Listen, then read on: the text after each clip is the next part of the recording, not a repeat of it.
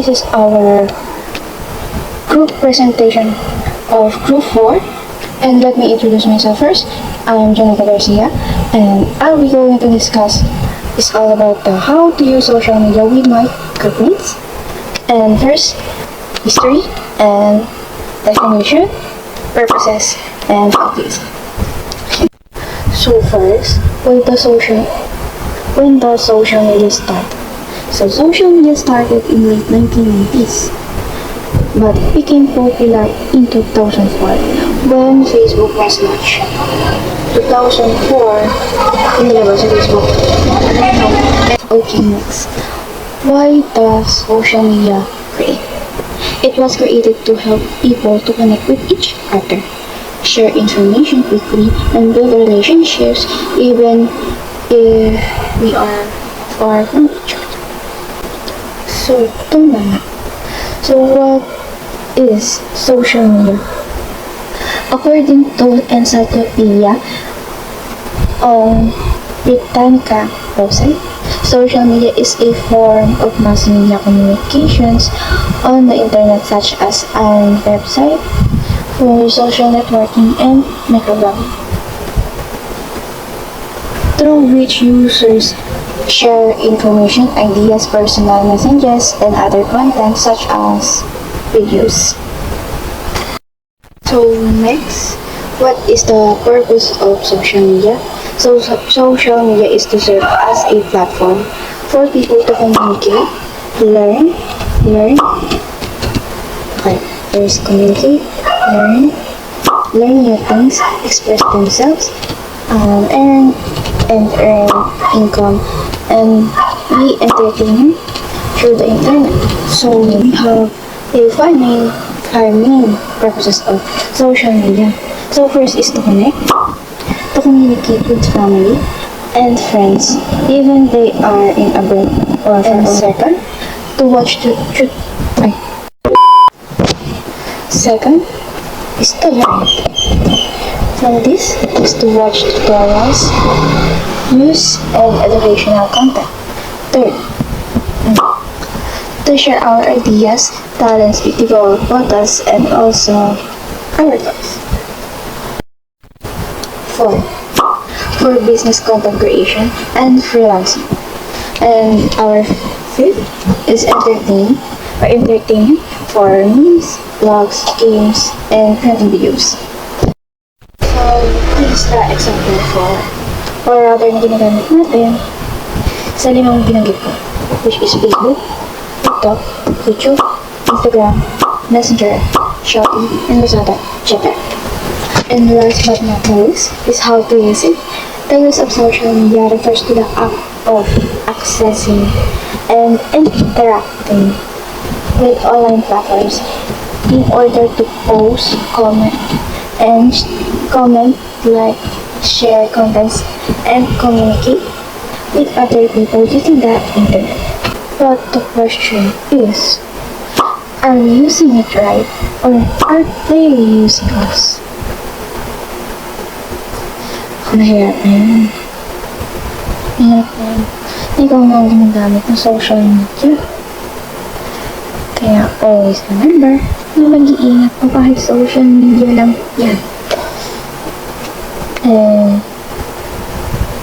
the next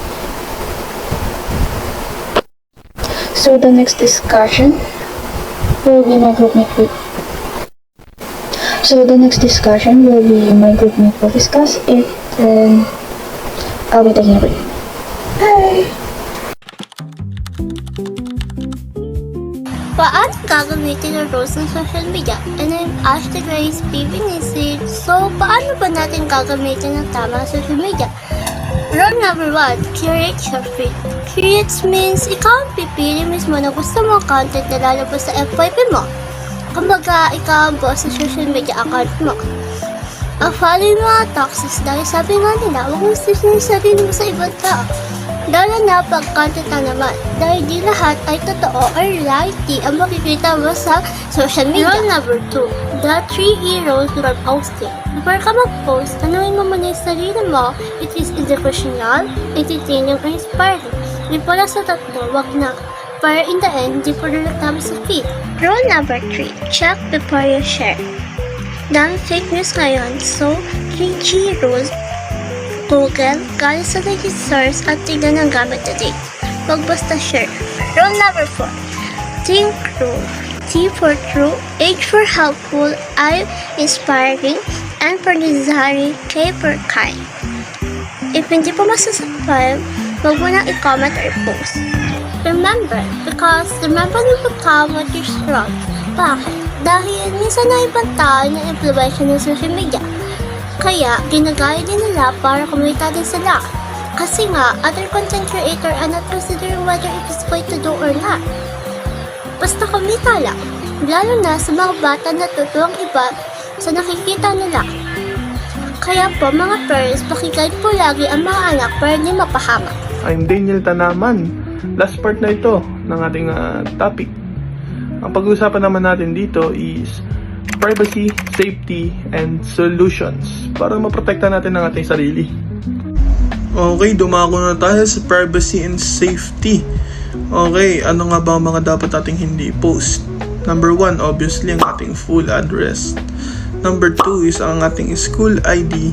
Number 3, ang ating ATM details. And number 4 is our passwords. Number 5 is real-time location. Siyempre, dapat laging nakuha ng ating private account and two-factor authentication or 2FA. How to turn on two-factor authentication on Facebook. Open Facebook app on your phone. You can do it on an iPhone or Android. Now, look at the bottom of the screen, click on Menu option. Then, scroll down to tap on the Settings and Privacy. In this, click on Settings. Now tap on the Account Center. And then, click on Passwords and Security. Here you will have the two-factor authentication option. Tap on it. Then, choose your account. You will direct to the Security Methods page. There, you have 3 methods. In this, you can choose your preferred one. I am going with SMS or WhatsApp. After choosing, click Next. Previous if you don't add a phone number. Now you have to add it. Once entered, click on Next. A verification code will be sent to your mobile number. Enter it. And click Next. Now, two-factor authentication on your Facebook. From now onwards, whenever you are logging your Facebook account in new devices, two-factor authentication will be asked for account access. And that's it.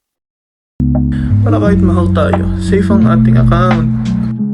Ngayon, according to the World Health Organization, the American Academy of Ophthalmology, and the American Psychological Association, here are 4 simple ways to avoid getting sick from too much social media. Number 1, set time limit. At least 1 or 2 hours. Of course, meron nito sa ating mga phone na naka-built-in. Meron tayong Google Digital Wellbeing sa Android at Apple Screen Time naman sa iOS upang matrack at malimit ang ating screen time lalo na sa ating mga kabataan. Number 2, the 20-20-20 rules. Based on American Academy of Ophthalmology, digital eye strain, officially recommendation talaga nila ito para sa ating mga mata. Ano nga bang 20-20-20 na yan? Ang 20-20-20 ay every 20 minutes, look into something 20 feet away in 20 seconds. Now, you get it? Now, pumunta tayo sa number 3. Social media detox. At least 1 day a week. Now, based on APA, may mga studies sila about social media breaks and mental health. Ano ba ang social media detox? 1 day a week? Ano muna yung detox? Ang detox ay ang pahinga. Para lang yung pagod ka sa trabaho. Kaya nag-leave ka ng 1 day. Dito, pagod ka ng 1 day, kaya nag-leave ka muna sa social media. Gets? Ano naman ang bawal sa 1 day na yun? Bawal mag-open ng apps like Facebook, Twitter, or kaya X, YouTube, or kaya YouTube Reels, or kaya naman IG. Bawal din yun. Of course, pinaka-popular sa atin ngayon ay ang TikTok. Depende rin kung ano madalas natin gamitin sa araw-araw. Let go mo muna yun, no? And last, number 4. Replace social media with real life. Touch on grass. Based on WHO guidelines on physical activity and mental health. Sinasabi dito na ang exercise, sleep, at real life interaction ay nagre-reduce ng too much stress natin sa social media or screen time. That's it.